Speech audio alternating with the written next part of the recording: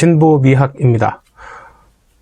오늘은 진짜 김명신 씨의, 김건희 씨의 국민대 박사학위 논문의 오류를 여러분들께 말씀드리겠습니다. 지난번 영상에서는 제가 착각을 해서 그 학술지에 게재된 소논문을 여러분들께 박사학위 논문이라고 말씀드렸어요. 다시 한번 거듭 잘못을 용서를 구하겠습니다. 죄송합니다. 제가 그 한 120여 페이지 정도 되는 요 논문을 좀 봤는데요. 일단은 이 수위를 조절하기가 좀 힘들었어요. 저는 사회복지 공부하니까 이쪽하고는 좀 사뭇 다른 건 사실이에요. 그래서 큰 범주에서 세밀하게 다 보려면 이게 한두 끝도 없겠더라고요. 진짜 하루 종일 해야 될 정도라서. 그래서 크게 문제시 될 만한 것들, 형식과 그 내용, 그러니까 내용이라기보다는 박사학위 논문으로서의 무게감, 중량감, 깊이 이런 거가 되겠어요. 그건 주제를 떠나서 소위 말해서 사람들이 말하는 박사학위 논문이면 이 정도는 돼야 되지 않는가. 왜냐하면 학부 논문, 석사학위 논문, 박사학위 논문 이렇게 수준별로 나눠져 있으니까 그래도 우리나라에서 한 박사학위 논문이면 이 정도는 돼야 되지 않을까라는 제 나름대로의 그 기준을 적용을 해서 거기에 어느 정도 함량이 부합하는지 그걸 이제 봤고 형식적인 부분에 있어서 조금 문제가 좀 있어요. 예, 심각한 문제가 있어요. 그래서 그런 부분에 대해서 오늘 말씀드리겠습니다.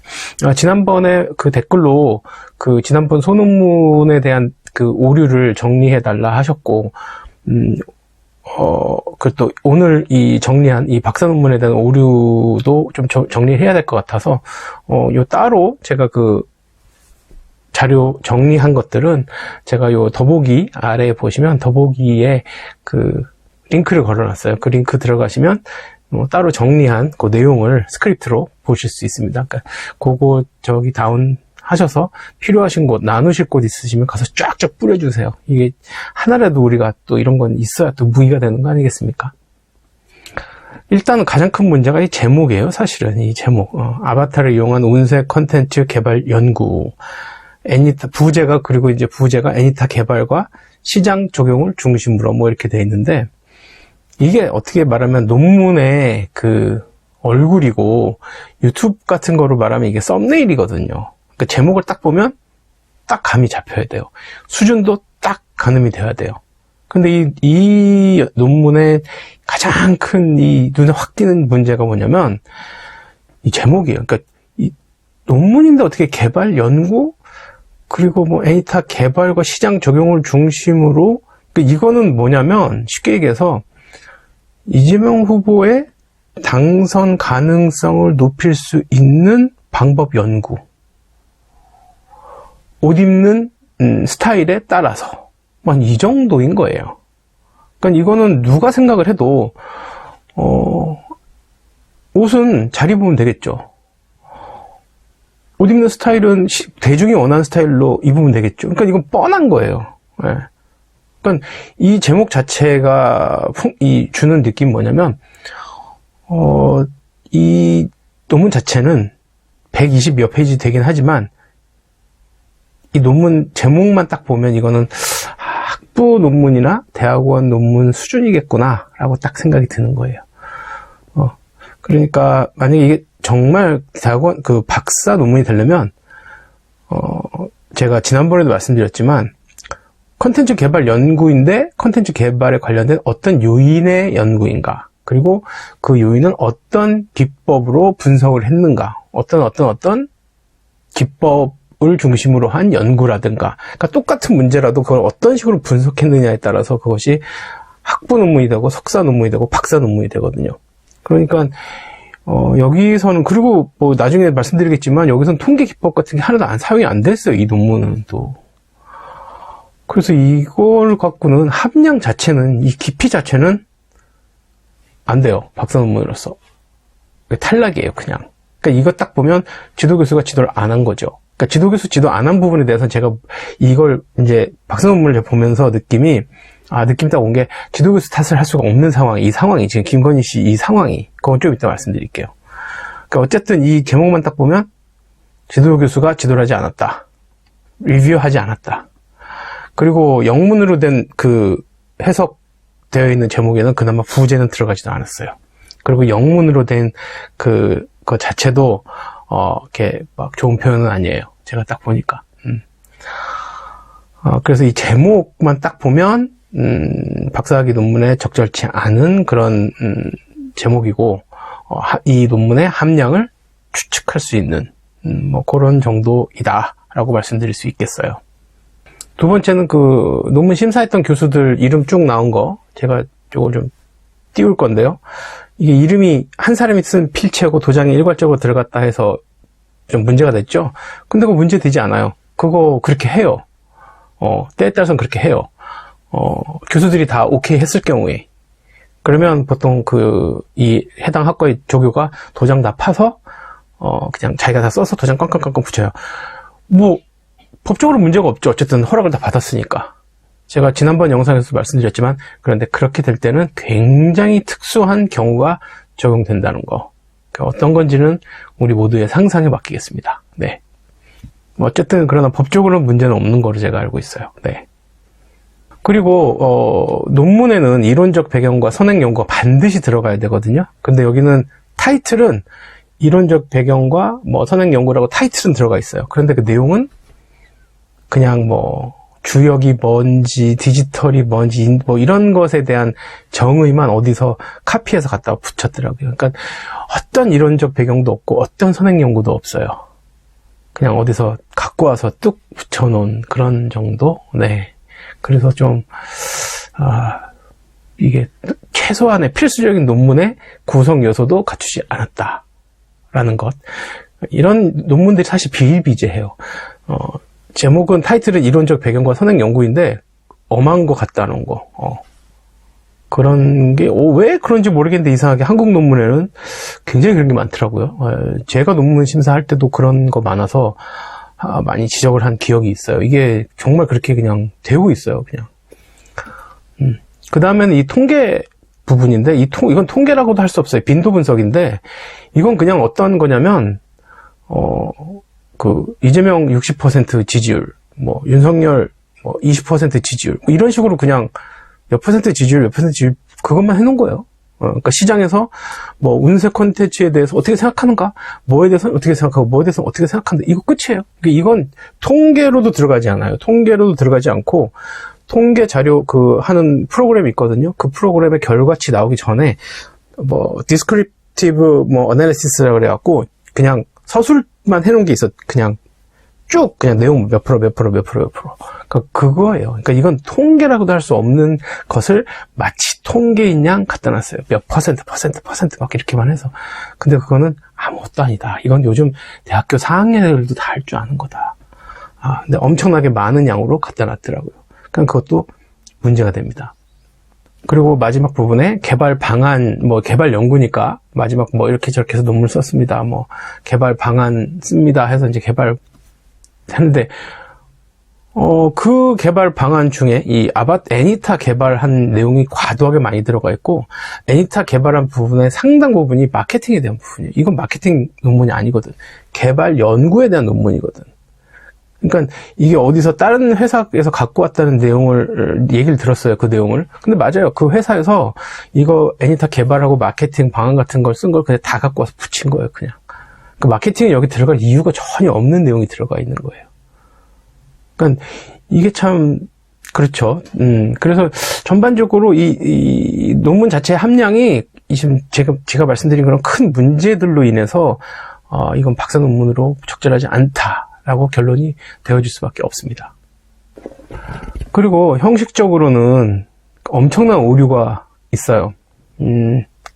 원래 이 논문의 뒤에 부분에 보면 참고 문헌이라 해서 내가 이제 이 논문을 쓰면서 선행 연구를 포함한 이 과정 속에서 내가 참고했던 그 레퍼런스, 즉 참고 문헌이 있거든요. 어디서 어떤 내용을 읽었고 내가 이 얘기를 쓰기 위해서 내가 여기서 아이디어를 얻어서 내가 이걸 썼다라고 하는 그 인용 같은 걸 해놓거든요. 논문 보면 대부분 이 뒤에 참고 문헌 보셨을 거예요.